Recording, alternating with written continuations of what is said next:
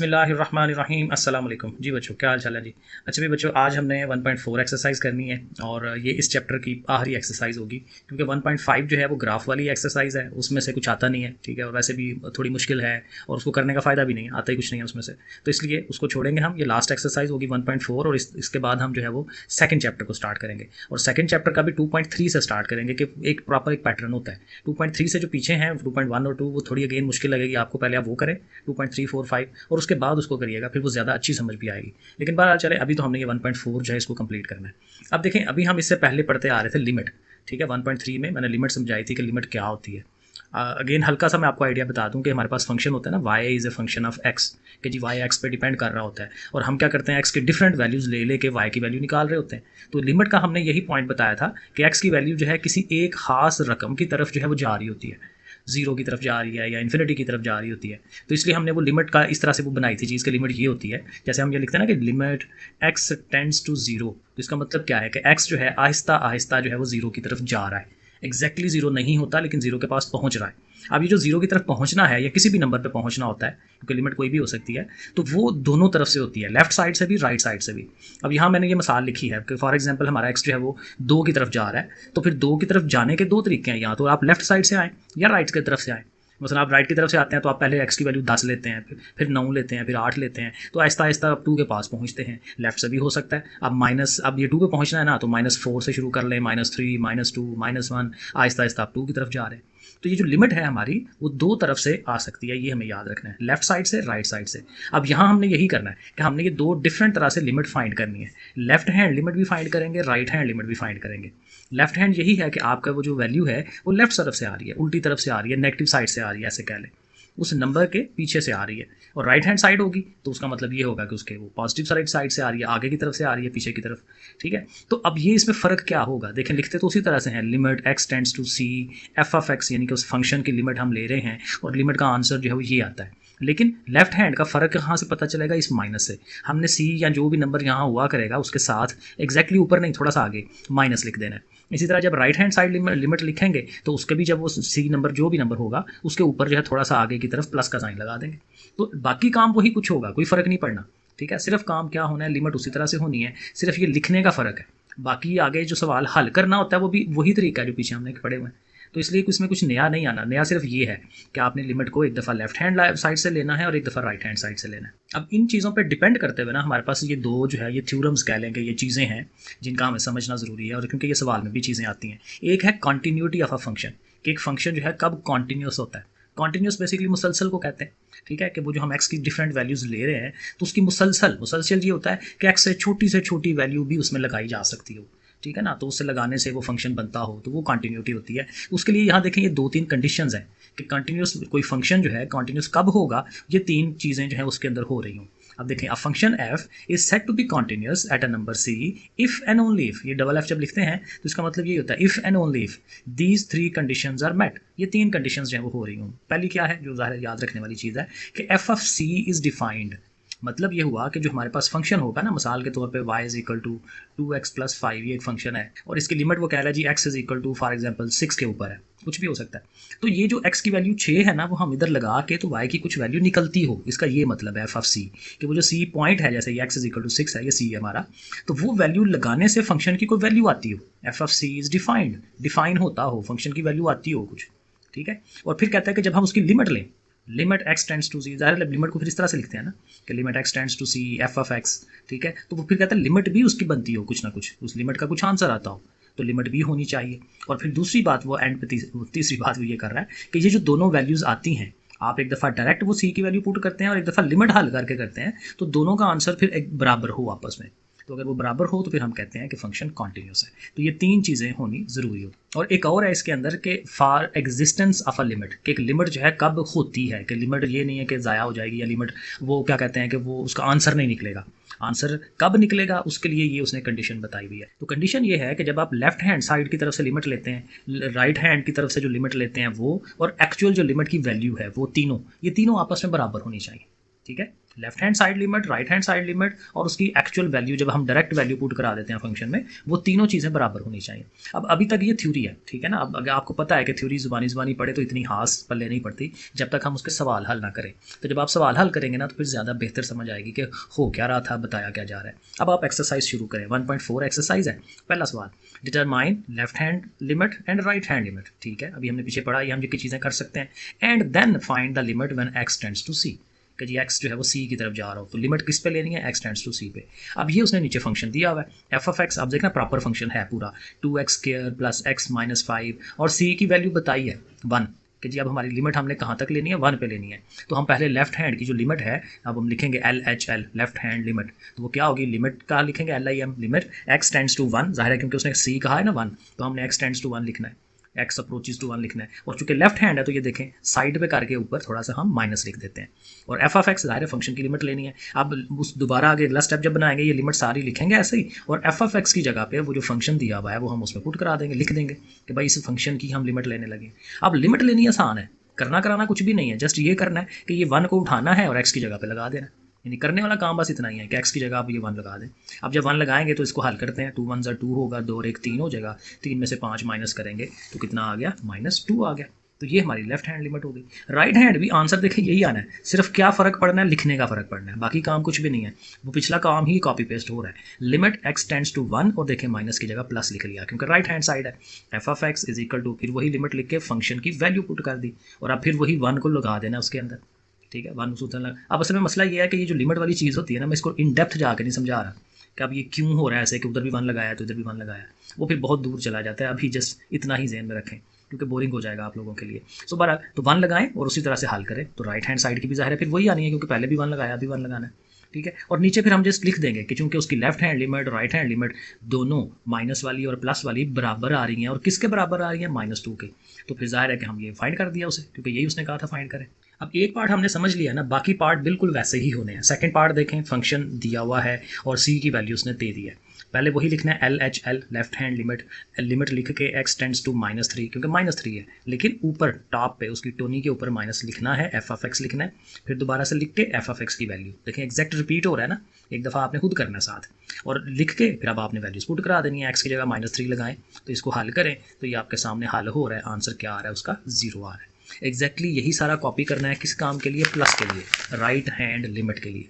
ठीक है, ये आपके सामने ये देखें, बस सब कुछ वही है, सिर्फ इधर प्लस रकम उसी तरह से -3 लगाया, उसको हल किया, जाहिर है वही आंसर आना है। और फिर लिख देना है कि जो लेफ्ट हैंड साइड वाली माइनस वाली है प्लस वाली है, दोनों बराबर हैं, बराबर, और किसके बराबर हैं, 0 के बराबर है।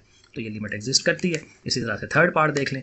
थर्ड पार्ट में थोड़ा सा ध्यान रखना है क्योंकि पिछले फ़र्क नहीं था पढ़ रहा, अब थोड़ा फ़र्क आपको पता चलेगा लेफ्ट और राइट में। देखें, जब आपने अब ये फंक्शन है ना एफ ऑफ एक्स, x-5, ये एब्सोल्यूट वैल्यू है उसकी, सीधी लाइनें हैं, स्ट्रेट लाइनें, और सी की वैल्यू 5 है, 5 पे चेक करना है तो लिखेंगे limit x tends to 5 minus, क्योंकि लेफ्ट हैंड है, एफ ऑफ एक्स, और ये फंक्शन की वैल्यू अगले स्टेप में लग गई।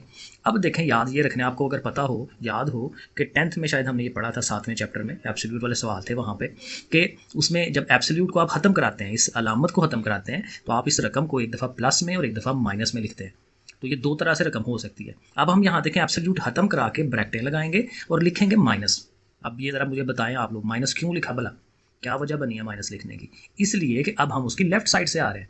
फंक्शन ये जो 5 की वैल्यू के ऊपर हमने पहुँचना है, किधर से पहुँचना है, लेफ्ट साइड से, तो लेफ्ट साइड से माइनस की वैल्यू होनी चाहिए, नेगेटिव साइड। ठीक है ना, तो लेफ्ट का आप देखें यहाँ आइडिया मिलेगा। और जब हम इसी पार्ट को राइट हैंड लिमिट के लिए करेंगे तो यहाँ प्लस लिख लेंगे, तो यहाँ फ़र्क ये नज़र आएगा। तो बहरहाल बाकी वही वे 5 लगानी है 5 की जगह, 5 - 5 0 ही हो जाता है, माइनस का 0 तो 0 ही होता है, तो 0 हो गया।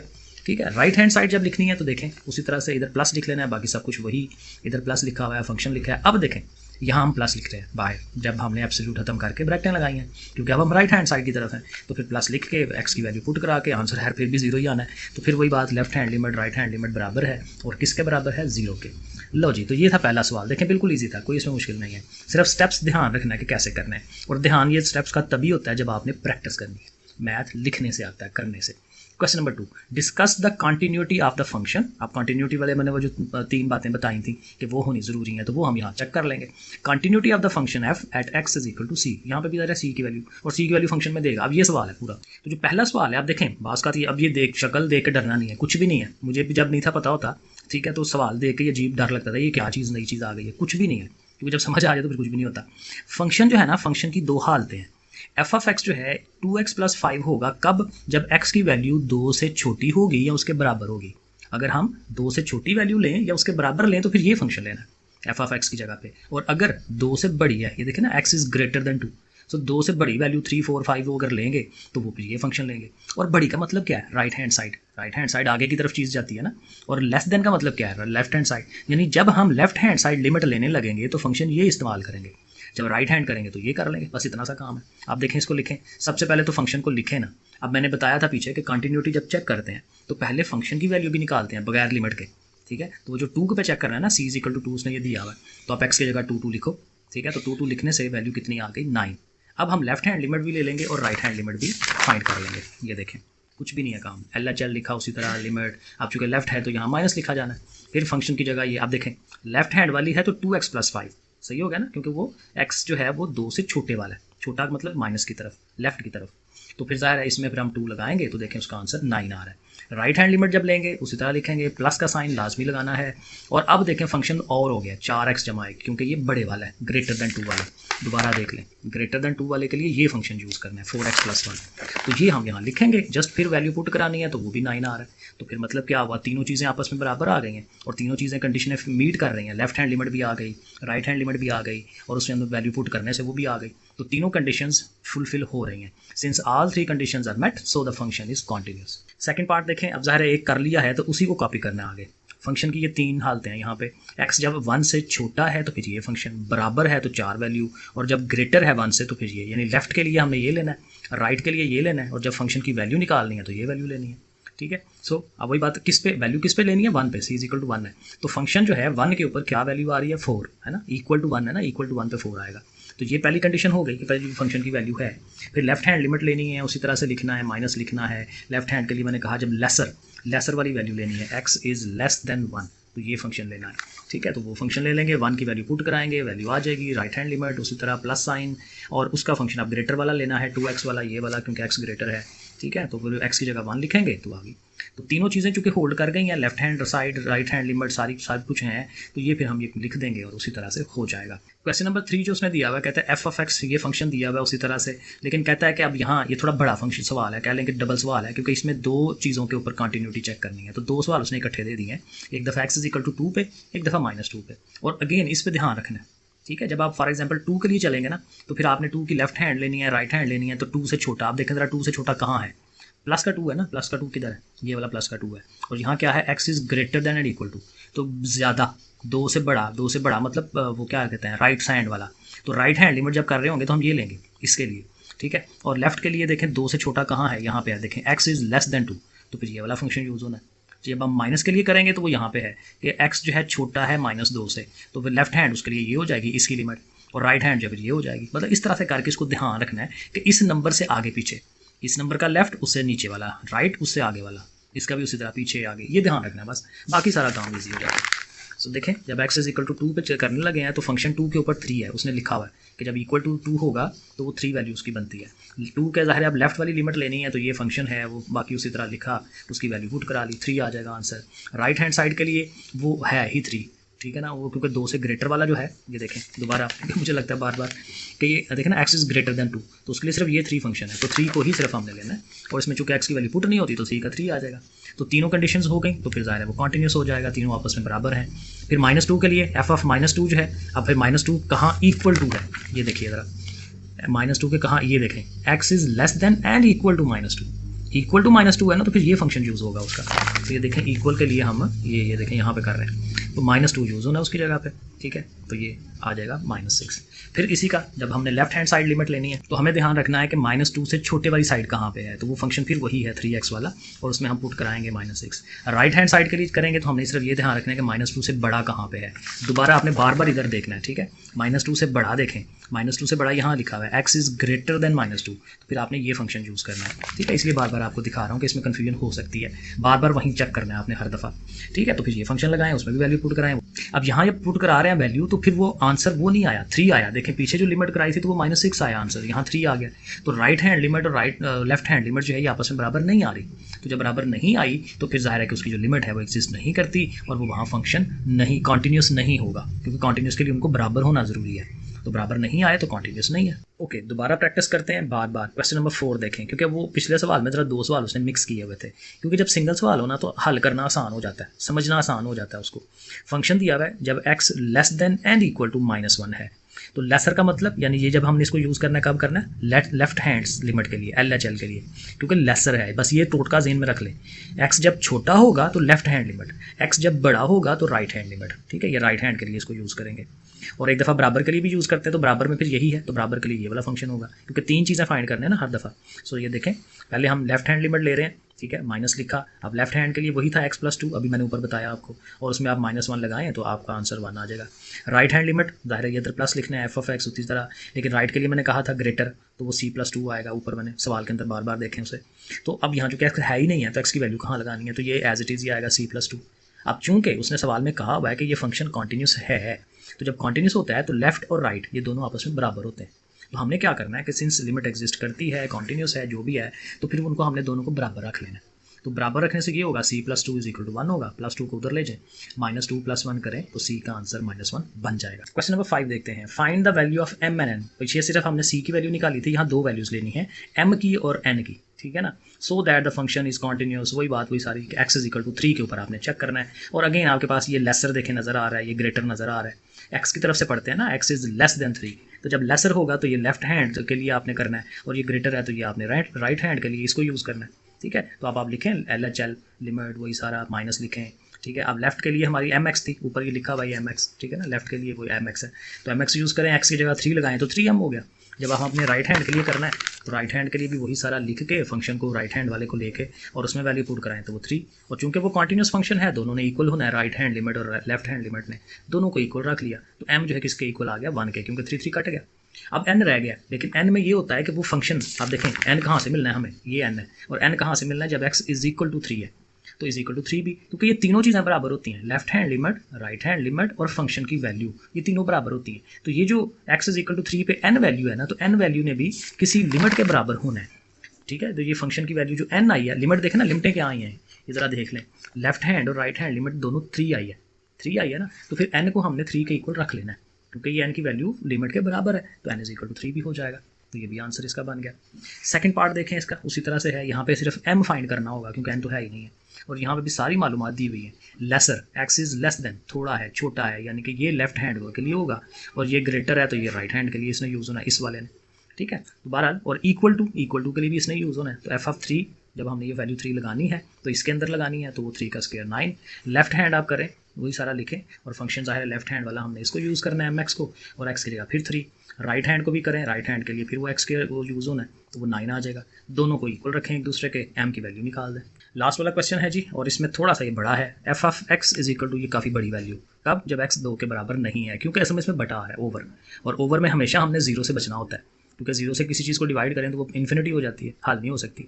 तो इसलिए यहाँ वो कह देता है कि x ≠ 2, और जब वो कहता है 2 के बराबर हो तो फिर वो किसके इक्वल है, k के इक्वल है। ओके, अब k को हमें फाइंड करना है, ठीक है। तो x = 2 पे k की वैल्यू ना, तो f = 2 पे k की वैल्यू हम पहले लिख लेंगे।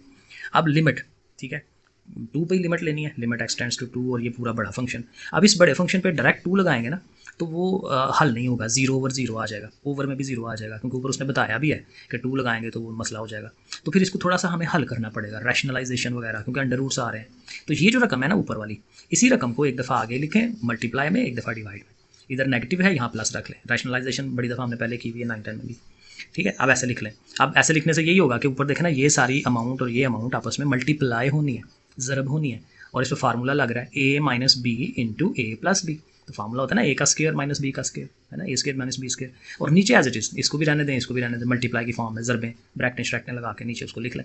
अब ऊपर स्क्वायर से यही होगा, स्क्वायर एंड रूट कट जाएंगे, तो ये 2x + 5 को लिख लेंगे और ये जो x + 7 है इसको भी लिख लेंगे, लेकिन इसके बाहर माइनस है तो माइनस जो है इन दोनों के साइन चेंज करा देगा, तो चेंज करा के लिखें।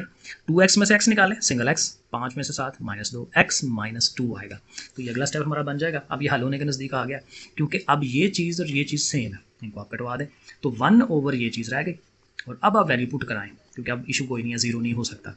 2 लगाएं, 2 लगाने से देखें इधर भी 9 बनेगा, इधर भी 9 बनेगा। 9 का √3 होता है, 3 और ये भी 3 और 3 6 हो जाएगा।